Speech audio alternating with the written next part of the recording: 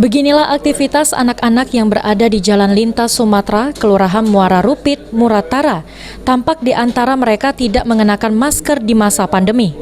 Pembelajaran jarak jauh secara dalam jaringan atau daring dan pembelajaran jarak jauh atau luring sejak masa pandemi dilakukan agar terhindar dari penyebaran virus corona.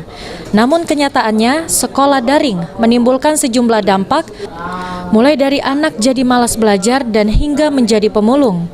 Mereka mengaku melakukan hal tersebut setelah mengantar tugas di salah satu sekolah Muratara, lalu pulangnya menjadi pemulung dan uangnya nanti bagi-bagi untuk beli jajanan.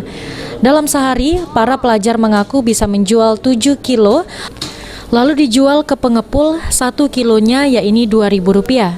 Tadi sekolah di mana? Di Rupit. Di Rupit? Ya. Kelas? Kelas 2. Kelas 2. Tadi sekolah ada?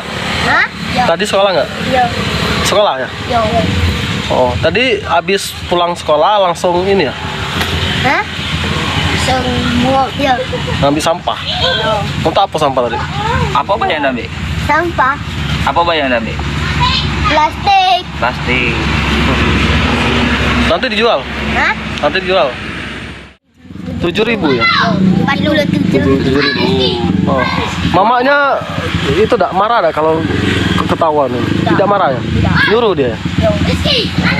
Jual kemana? Ini kelas berapa? Hah? Kelas berapa? 4. Kelas. Aktivitas yang dilakukan oleh para pelajar ini sendiri telah diketahui oleh para orang tuanya. Adi Arianza, PAL TV.